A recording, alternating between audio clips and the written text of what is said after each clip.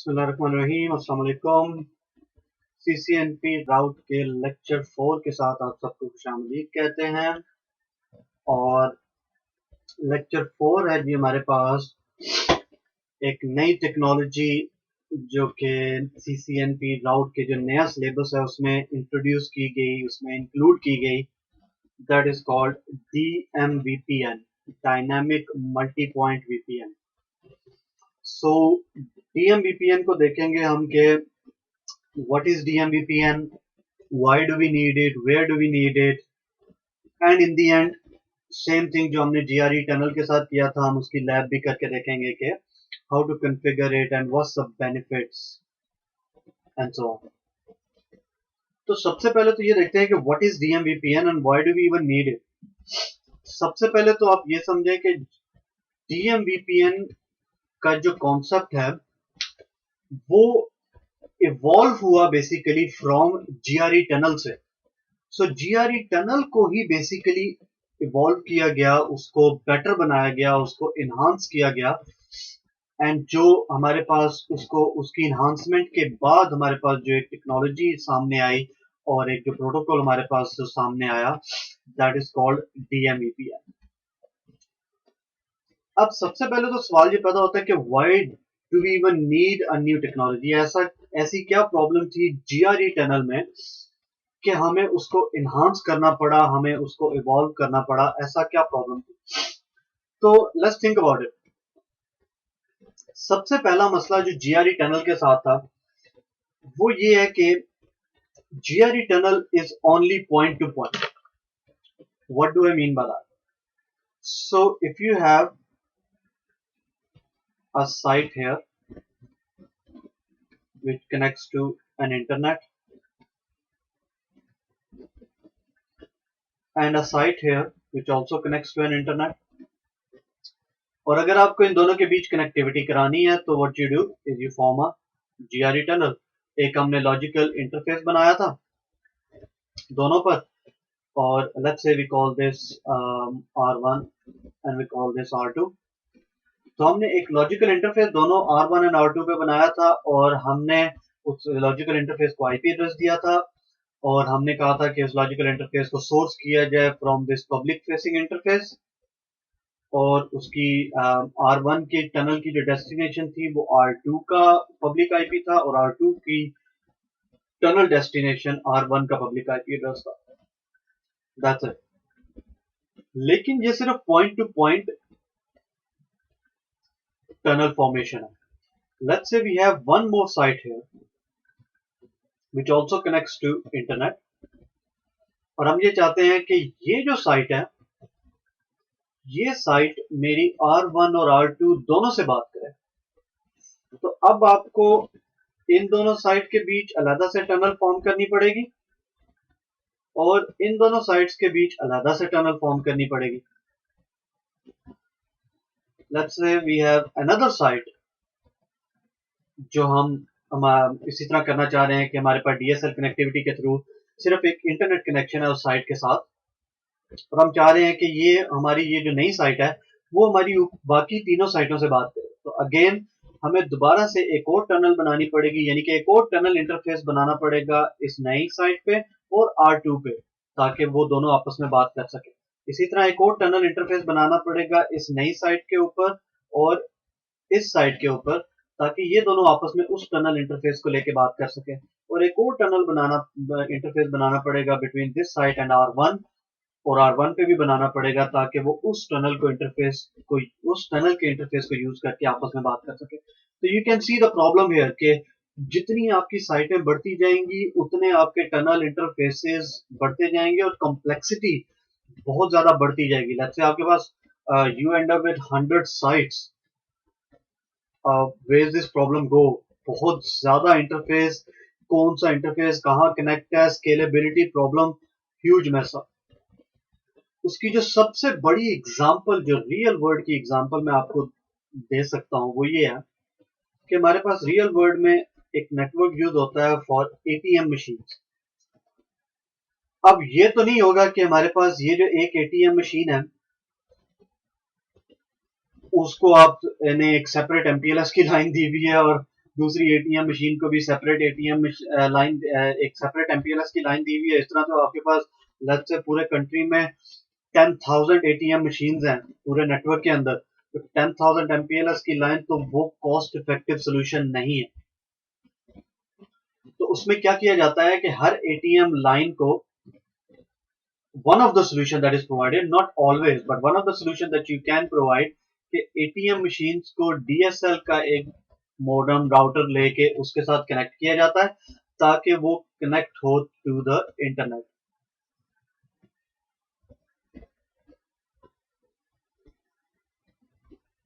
Sorry, मेरा जो pen है वो बहुत वियर्डली बिहेव कर रहा है, बट ये हमारे पास इंटरनेट कनेक्टिविटी आ गई फॉर द एटीएम मशीन। अच्छा, हमने सिस्को के राउटर लगा दिए हैं, लेकिन एटीएम मशीन हमारी इंटरनेट से कनेक्ट होगी। अब not just these three, you will have 10,000 of them connected to the internet. अब हमारे पास ये एक हेडक्वार्टर है, हेडक्वार्टर तो एक ही होगा, और इस हेडक्वार्टर के अंदर हमारे पास ये एक राउटर पड़ा है, और ये राउटर की कनेक्टिविटी होनी चाहिए सब एटीएम मशीन से। व्हाट विल हैपन कि ये सब के सब एक टनल अगर फॉर्म करने लगे तो you will end up with 10,000 tunnel in this router. So scalability problem, that's where we needed another sort of protocol जो हमारा ये पॉइंट टू पॉइंट का मसला हल कर सके। दूसरी जो सबसे बड़ी प्रॉब्लम जो हमारे पास जीआरई टनल में थी वो ये थी कि जब हम यहाँ पे एक राउटर है हमारे पास जो इंटरनेट से कनेक्टेड है, दूसरा राउटर भी इंटरनेट से कनेक्टेड है, और हमारे पास ये जो हमने टनल की सोर्स और डेस्टिनेशन आईपी एड्रेसेस दिए थे, तो दोनों तरफ क्योंकि हमने टनल डेस्टिनेशन की वो कमांड जो दी थी जीआरई टनल में, उसमें हमने दोनों तरफ जीआरई टनल डेस्टिनेशन के आईपी एड्रेसेस को मेंशन किया था, और मैंने आपको कहा था कि वो टनल डेस्टिनेशन आईपी एड्रेस जो है वो स्टैटिक होना चाहिए। Let's say if you have a service provider जो कि स्टैटिक आईपी एड्रेस ऑफर ही नहीं करता, वो कहता नहीं मैं तो सिर्फ डायनामिक आईपी एड्रेसिंग ऑफर करता हूं जो कि her after every 24 hour it can change, उस केस में जीआरई सोल्यूशन काम ही नहीं करेगा, बिकॉज जीआरई टनल आपके पास अप हो जाएगी और हर रोज आपको अपनी हर साइट पे जाके वो टनल डेस्टिनेशन की कमांड को चेंज करके उसके अंदर नया आईपी एड्रेस जो भी उस दिन एलोकेट हुआ होगा वो डालना पड़ेगा।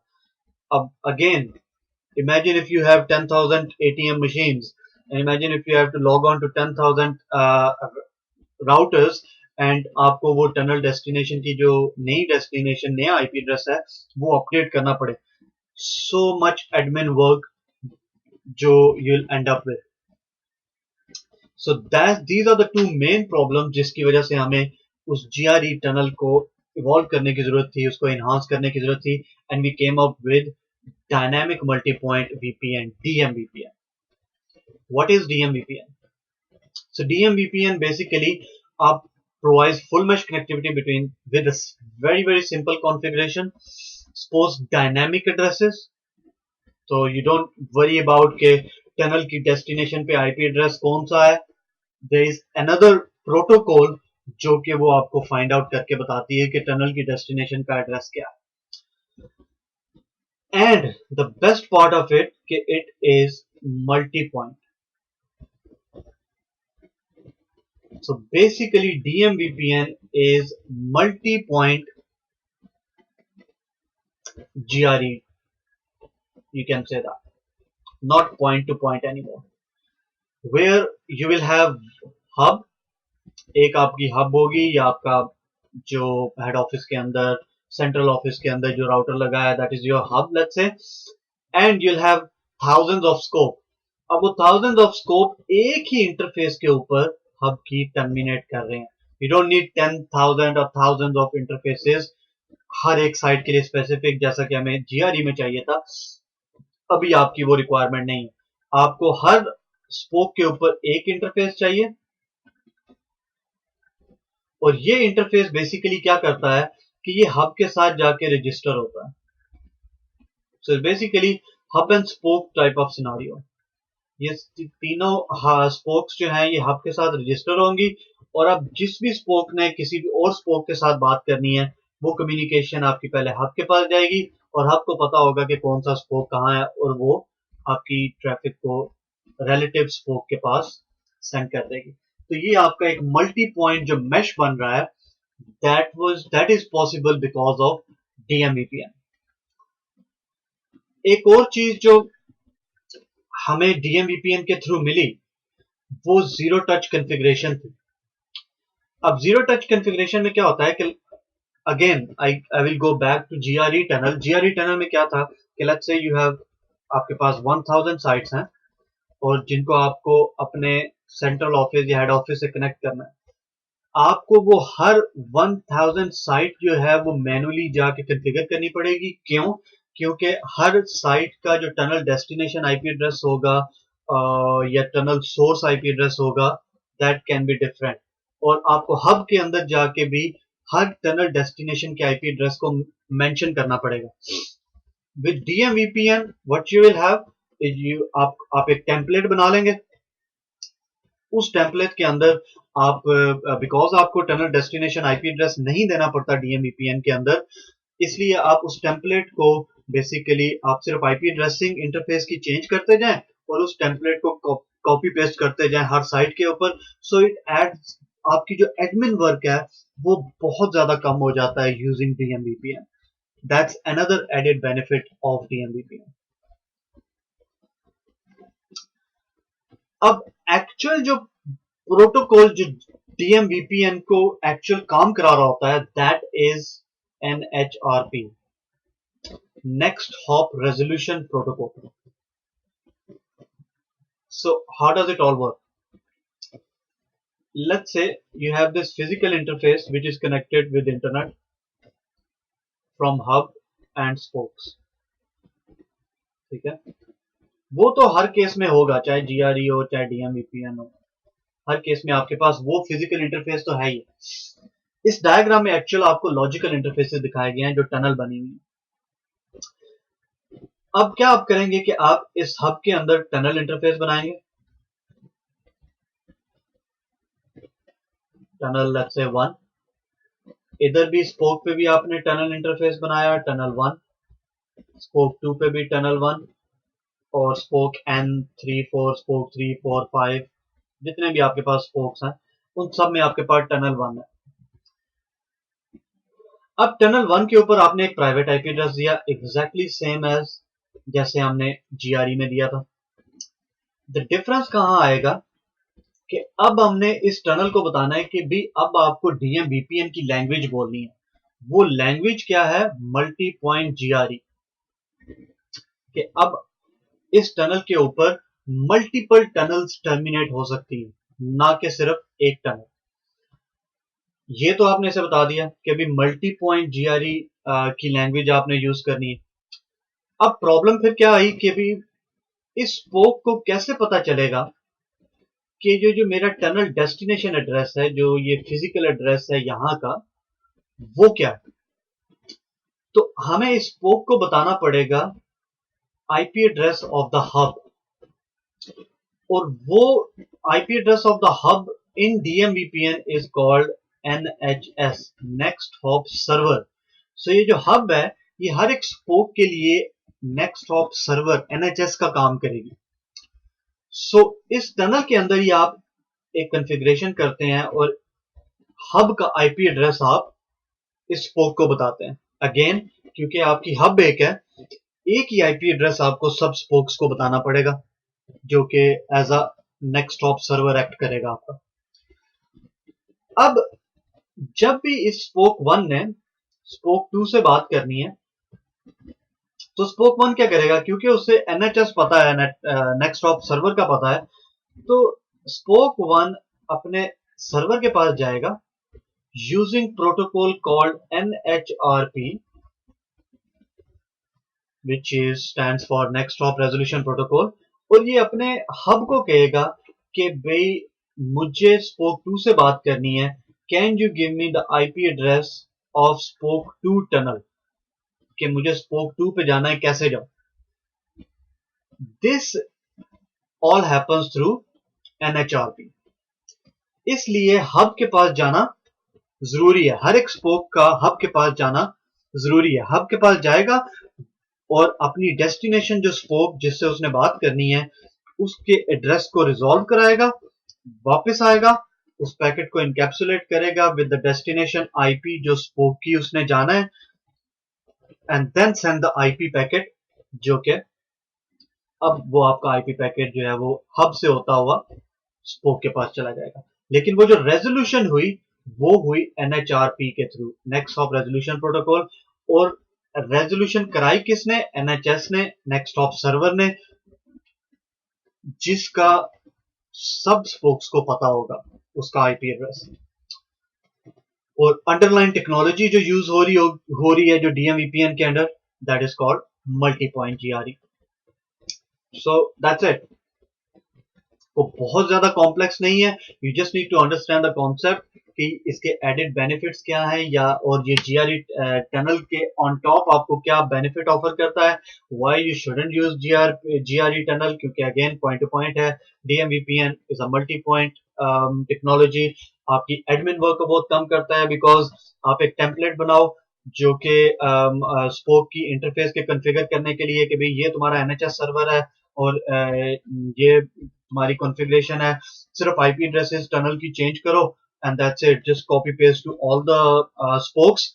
और हब पे no configuration at all, zero configuration, because hub का आपने सब स्पोक्स को बता दिया कि भाई ये तुम्हारा NHS सर्वर है, ठीक है, और वो पब्लिक आईपी होगा, वो इंटरनेट के थ्रू राउट होके आपके हब तक कम्युनिकेशन पहुंच जाएगी। इसलिए हब पे कोई कॉन्फ़िगरेशन आपको नहीं चाहिए, you just need to basically वो जो टेम्पलेट आपने बनाया उसको आप कॉपी पेस्ट करते जाएं, जितने भी आपके पास स्पोक्स आते जाएंगे तो आपका कितना ज्यादा एडमिन वर्क कम हो जाता है, दी मेजर बेनिफिट उसका DMVPN का। और कम्युनिकेशन जैसे हमने देखा कैसे हुई कि आपकी जो हब है वो एज NHS एक्ट करेगी, नेक्स्ट हॉप सर्वर एक्ट करेगी, स्पोक जो है वो हब से रिमोट स्पोक का आईपी एड्रेस रिजॉल्व कराएंगे using NHRP, next hop resolution protocol, और फिर उसके बाद communication between spoke to spoke होगी, लेकिन थ्रू हब होगी। अब वो भी there are different phases of DMVPN, so there are 3 different phases of VPN। Phase 1 में जो कम्युनिकेशन होती है बिटवीन स्पोक्स वो हब के थ्रू ही जाएगी, सो ट्रैफिक जो है वो हब के पास आएगी और हब उसको स्पोक 2 के पास भेजेगा। फेज 2 एक अगेन एनहांस किया गया DMVPN को, जिसमें you will be able to form tunnel between spokes, so traffic जो है हब की तरफ नहीं जाएगी, स्पोक आपस में ही डायरेक्ट बात कर सकेंगे। रेजोल्यूशन जरूर हब के थ्रू होगी यूजिंग NHRP, वो आईपी एड्रेस लेगा रिमोट स्कोप का, लेकिन जो कम्युनिकेशन होगी उसके बाद वो आपस में होगी। और इसी तरह फेज 3 इज नथिंग रियली, उसमें कुछ ज्यादा चेंजिंग नहीं की गई, सिर्फ the way DMVPN act in the control plane, तो जो राउटर के अंदर जो DMVPN की जो कॉन्फ़िगरेशन है और जो वो उसकी कंट्रोल प्लेन मैकेनिज्म्स हैं, जो जिस तरह से DMVPN को कंट्रोल किया जाता है उसको बेसिकली इन्हांस किया गया। इन सारे फेजेस को हम देखेंगे अपने आगे चल के अगले लेक्चर्स में कि वो फेजेस क्या क्या है और उनमें डिफरेंस क्या है। तो सबसे बड़े फीचर्स एज वी सेड जो हमें GRE ऑफर करता है DMVPN, कि it supports unicast, it supports multicast, it supports IGP, you can run routing protocols over DMVPN, उसी टनल के ऊपर you can run EIGRP, you can run OSPF, support remote peers with dynamic assigned addresses, जैसा कि मैंने पहले बताया कि अब आपके पास वो जो आपके पास GRE टनल में एक बाउंड्री थी कि आप कोई भी ऐसा सर्विस प्रोवाइडर चूज नहीं कर सकते GRE टनल के लिए जो डायनेमिक आईपी एड्रेसेस देता हो, you have to use a service provider जो कि आपको स्टैटिकली आईपी एड्रेस असाइन करें। विद DMVPN वो प्रॉब्लम भी नहीं रही, you can go to any service provider, whether they give you static IP, dynamic IP, it really doesn't matter, वो सारी रेजोल्यूशन NHRP के थ्रू ऑलरेडी हो जाएगी। You just have to make sure कि जो आपका हब है वो स्टैटिक होना चाहिए, बाकी आपके जितने भी स्पोक्स हैं, whether they are thousands of spokes, it doesn't matter, they can have all dynamic IP addresses. And then the last feature जो हमने देखा कि dynamic spoke to spoke tunnel भी बन सकती हैं, कि कम्युनिकेशन जो है वो स्पोक टू स्पोक डायरेक्ट भी हो सकती है। तो टू टाइप ऑफ कम्युनिकेशन या टू टाइप ऑफ टोपोलॉजी आपकी जो बनती है DMVPN में, वो एक तो है हब एंड स्पोक, जिसमें सारी कम्युनिकेशन हब से होके जाएगी, and the second is spoke to spoke, which is communication between two spokes directly. That's it. This is the overview of DMVPN, जिसमें हमने देखा कि what is DMVPN, उसके फायदे क्या हैं, कहाँ पे यूज होता है, what's best about it, why should we not use GRE and why should we use DMVPN. Hopefully आपको हमारा लेक्चर पसंद आया होगा और आपको समझ आई होगी कि व्हाट इज DMVPN. अपने कमेंट से हमें ज़रूर बताया कीजिए कि आपको अगर कोई भी एक्स्ट्रा इसमें कोई इंफॉर्मेशन चाहिए, या आपको हमारा लेक्चर कैसा लगा, अच्छा लगा, नहीं लगा, जैसा भी लगा, आपकी फीडबैक से ही हमें पता चल सकता है कि हमारी जो कन्वर्सेशन है, जो हम आपके साथ ऑनलाइन एक शेयर कर रहे हैं, वो किस लेवल पे हो रही है, वो टेक्निकली कैसी है, कि आपको समझ आ रही है, नहीं आ रही, जो मटेरियल लेवल है वो कम होना चाहिए, ज्यादा होना चाहिए, जो भी आपकी फीडबैक्स हैं, we are more than welcome to take it. So that's it. दुआ में याद रखिएगा, अपना बहुत सारा ख्याल रखिएगा. अल्लाह हाफ़िज़.